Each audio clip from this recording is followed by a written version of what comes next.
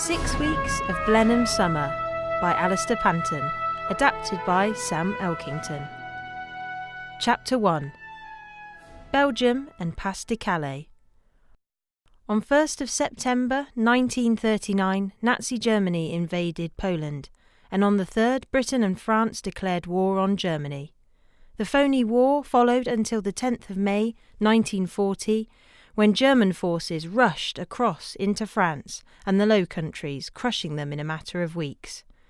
While the British and French fought bravely, they could not hold, and then one of the most famous retreats of the war at Dunkirk followed.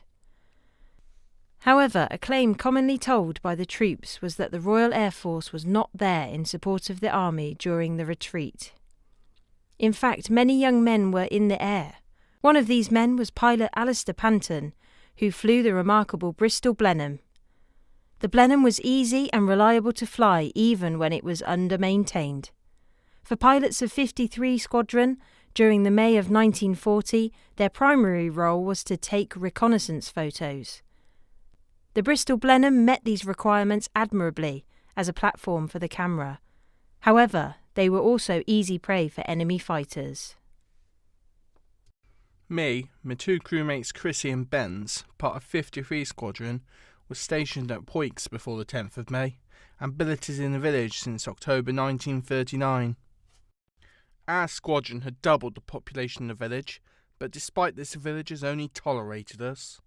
They took no personal interest in our activities, and seemed disinterested in the whole war. However, the exception to this was Madame Florenz, the old lady whose cottage I was billeted in. She was standing in her bedroom doorway in her enormous tent-like flannel nightdress, calling to me as she passed. Bonne chance, mon petit, craquez les boches, craquez les boches. Despite the fact I had explained to her I was only a reconnaissance pilot. She became a war widow during World War I, so her hatred for the Germans was understandable, and out of the village she was one of the very few of her countrymen to give me any support and encouragement. We became great friends since I had been billeted at her cottage. Twice every month she would have her friends over, and they would delight in my schoolboy French, and as my French improved, they take full credit for it. In the months before the German invasion, we worked more or less normal hours, with weekends off and even leave periods. While we as a squadron missed the luxury of our peacetime station at Oldham, life was pleasant enough. The food in some restaurants in Amiens was superb, and in those days £1 went a long way. I even went to Paris to play rugby for the Royal Air Force.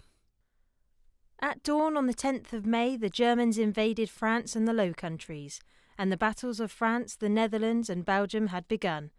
The tranquillity Alistair had experienced the past few months would be shattered within the next few days. On the 10th of May we flew over 11 hours, twice our normal flying time. While we had seen formations of German bombers, no one on either side took notice of us, and the slight condensation trails in the sky added to the feeling of unreality. On the 11th we were told to carry on with our normal flights. We were 3 hours into the sky when the isolation of our aircraft was shattered, along with our confidence, by 6 Messerschmitt Bf 109s. For a minute and a half the air was filled with bullets. We returned fire until a burst shattered my instrument panel and my starboard engine exploded into flames. A scream of agony came from Bentz through my earphones.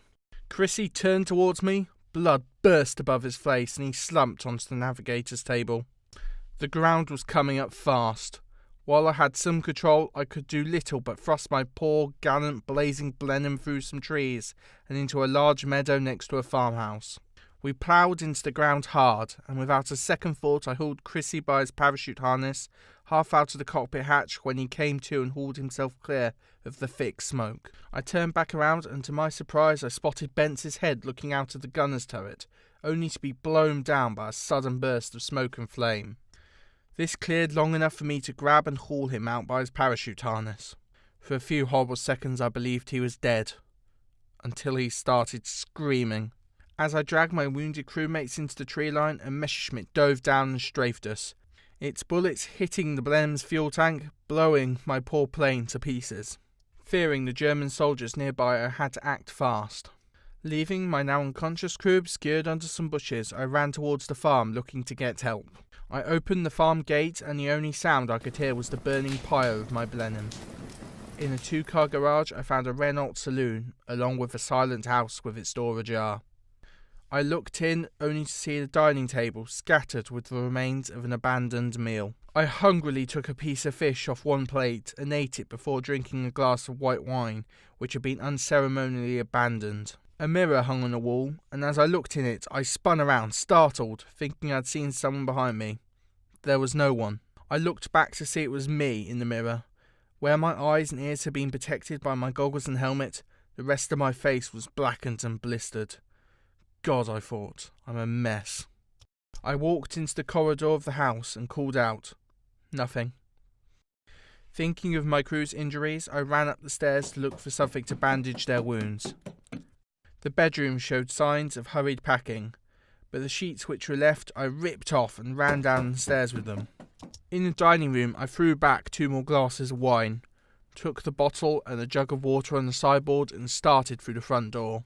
Before I started running down to my crew, I remembered the Renault. Thankfully the key was still in the ignition, and the car was full of petrol.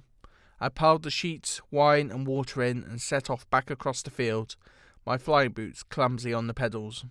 Chrissy had come to when I pulled up, but only just. Blankly staring at the car he called to me, "Very good idea, sir."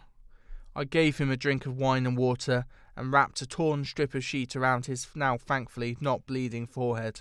While Bence was still unconscious, his leg was a horrible pulpy mess. I wound some more strips around his thigh and was able to get Chrissy to help me move him into the back of the car.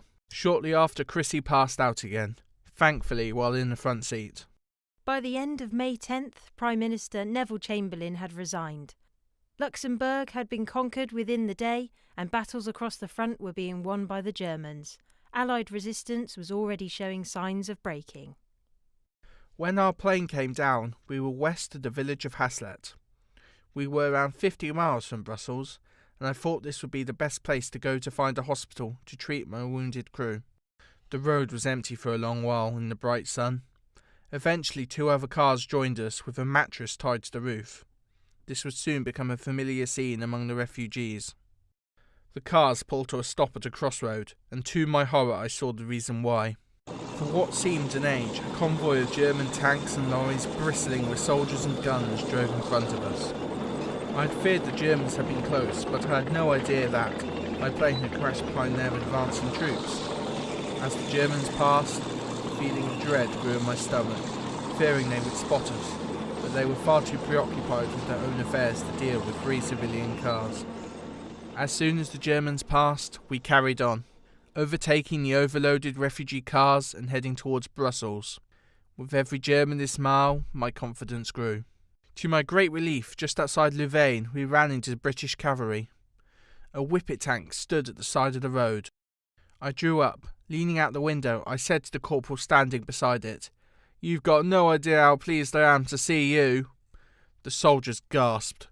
"Good God, you're British! What on earth happened?" "We were shot down about 30 miles by some 109s, I said. "There's a number of German tanks and infantry about 15 miles down the road." "Well, I'll be damned," said the corporal in a low voice, looking at my crew. "Those poor devils." He told me to drive on down the street to the squadron headquarters in the village post office. He told us the colonel will have something arranged for us, and be glad to hear what we've seen. I drove down the street, seeing people hastily packing up their things. Reaching the post office, I told the colonel what I had seen, and pointed the positions best I could on the map. Drinking tea while an orderly dabbed away at my lips and eyes, cleaning them with disinfectant to remove the viscous fluid which ran from the blisters. Chrissy and Bence got morphine injections. "I just wish I could do more for you," the colonel told us, "but we have only just arrived. If you could get to Louvain, you should see an RAMC casualty clearing station. Good luck!" I fought back to the German tanks and saw how hopeless our whippets would be against the German armour. The colonel's grave expression on his lean features told me he was thinking the same, and gave the impression he knew his squadron was doomed, as I wished him luck. As we drove, the road slowly became packed, with more and more refugees going westward. My face stung and throbbed. We passed Louvain without any sign of a casualty clearing station and continued all the way towards Brussels. A steady stream of people walked past on foot, burdened with boxes and bundles containing their valuables, hauling lumpy suitcases and overladen prams. They all seemed content to mind their own business, like they were walking home from work, and acting as if survival was a personal affair, not shared with the thronging masses around them.